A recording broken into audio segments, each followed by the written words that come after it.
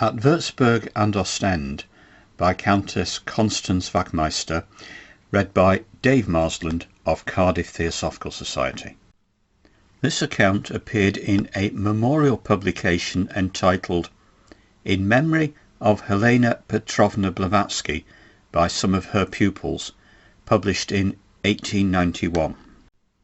In the month of November 1885, I went to Wurzburg to visit Madame Blavatsky. I had met her previously in both France and England, but had had only a casual acquaintance with her. I found HPB sick and weary of life, depressed both in mind and body, for she knew what a vast and important mission she had to fulfill, and how difficult it was to find those who were willing to give themselves up to the carrying out of the noble work which was her allotted task in life. She used often to deplore the indifference of the members of the TS in this respect, and she said that if she could only raise the veil for a moment and let them see into the future, what a difference it would make. But each had to work out his own karma and battle through his difficulties alone.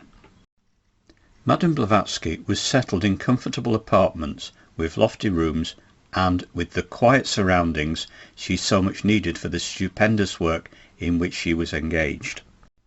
Every morning at 6 a.m. she used to rise, having a good hour's work before her breakfast at 8 a.m. Then, after having read her letters and newspapers, she would again settle to her writing, sometimes calling me into the room to tell me that the reference books and manuscripts had been given to her by her master with the chapter and page quoted, and to ask me whether I could get friends to verify the correctness of these pages in different public libraries. For as she read everything reversed in the astral light, it would be easy for her to make mistakes in dates and numbers, and in some instances it was found that the number of the page had been reversed. For instance, 23 would be found on page 32, etc. Between 1 and 2 o'clock was Madame Blavatsky's dinner hour, the time varying to accommodate her work, and then, without any repose, she would immediately set herself at her table again, writing until 6 o'clock, when tea would be served. The old lady's relaxation during the evening would be her patiences, laying out the cards while I read to her letters received during the day or scraps from newspapers which I thought might interest her. Between 9 and 10 o'clock, HPB retired to rest, usually taking some slight refreshment, and would read her Russian newspapers until midnight, when her lamp was put out, and all would be quiet until the next morning, when the usual routine recommenced. And so, day after day, the same unvarying life went on, only broken by the malicious Hodgson report, which caused waves of disturbance to reach us from all sides. HPB said to me one evening, "You cannot imagine what it is to feel so many adverse thoughts and currents directed against you. It is like the prickings of 1,000 needles, and I have continually to be erecting a wall of protection around me." I asked her whether she knew from whom these unfriendly thoughts came. She answered, "Yes, unfortunately I do, and I am always trying to shut my eyes so as not to see and know." And to prove to me that this was the case, she would tell me of letters that had been written, quoting passages from them, and these actually arrived a day or two afterwards, I being able to verify the correctness of the sentences. All who have known and loved HPB have felt what a charm there was about her, and how truly kind and lovable she was. At times such a bright childish nature seemed to beam around her, and a spirit of joyous fun would sparkle in her whole countenance, and cause the most winning expression that I've ever seen on a human face. One of the marvels of her character was that to everybody she was different. I have never seen her treat two persons alike. The weak traits in everyone's character were known to her at once, and the extraordinary way in which she would probe them was surprising. One of the marvels of her character was that to everybody she was different. I have never seen her treat two persons alike. The weak traits in everyone's character were known to her at once, and the extraordinary way in which she would probe them was surprising. By those who lived in daily contact with her, the knowledge of self was gradually acquired, and by those who chose to benefit by her practical way of teaching, progress could be made. But to many of her pupils the process was unpalatable, for it is never pleasant to be brought face to face with one's own weaknesses, and so many turned from her. But those who could stand the test and remain true to her would recognize within themselves the inner development which alone leads to occultism. A truer and more faithful friend one could never have than HPB, and I think it the greatest blessing of my life to have lived with her in such close intimacy, and until my death I shall try and further the noble cause for which she slaved and suffered so much. I shall not speak of phenomena in this paper, for my personal testimony can be of no use to anybody but myself, except to satisfy curiosity. All I can say is that phenomena occurred daily both in Wurzburg and in Ostende, where I spent a second winter with Madame Blavatsky. In fact, what people call phenomena seemed to me the ordinary natural occurrences of daily life.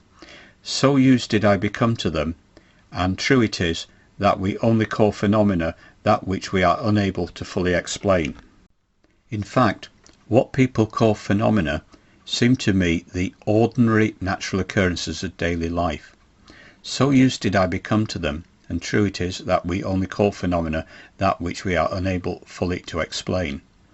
And the shooting stars, the growth of trees, in fact all nature around us, is one vast phenomenon which, if witnessed but rarely, would fill us with far more incredulity and astonishment than the ringing of astral bells, etc.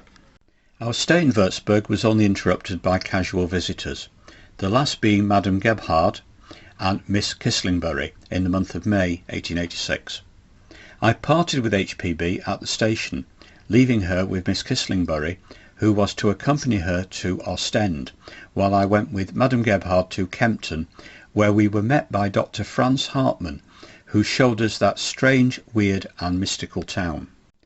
In October 1886 I joined HPB in Ostende and found her settled in comfortable enough quarters.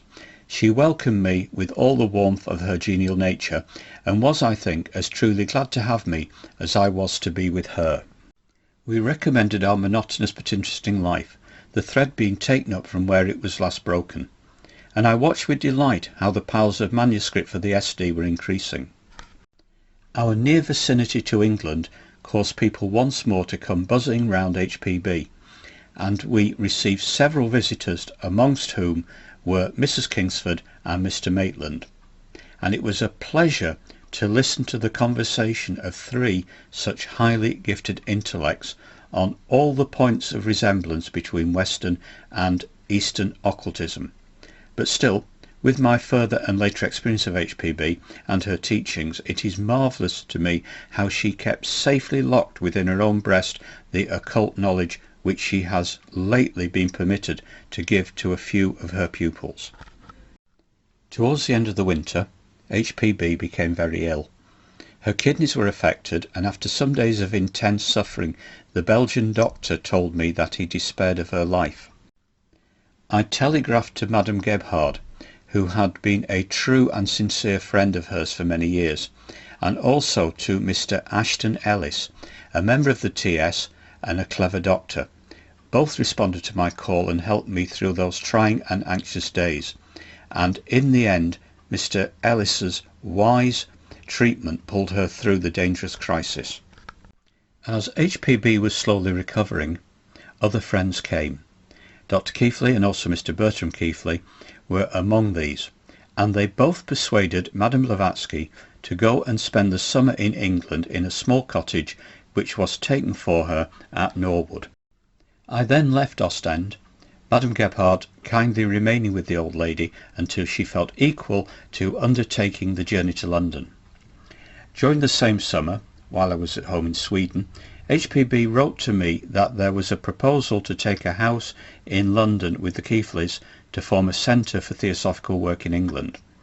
she wrote, "Now at last I begin to see my way clearly before me, and the Master's work can be done if you only agree to come and live with us.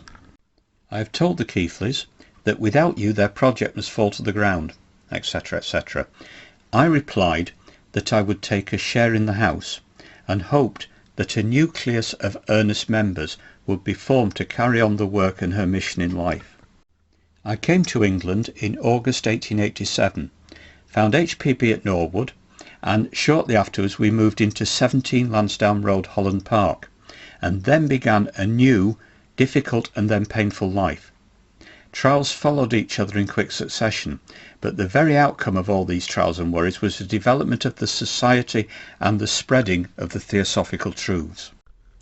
Madame Blavatsky was at home every Saturday afternoon, and visitors came every evening, crowds of people, some out of curiosity, others with the true desire to learn about Theosophy, and a few attracted by her personality. At times she would seem to grow and expand in intellect, and the force and power with which she would put forward her vast knowledge would seize those present with awe. At other times she only talked of the most trivial things, and her hearers would go away quite satisfied with themselves, feeling that they were vastly her superiors. But I have only a certain space allotted to me, and must close with these few lines.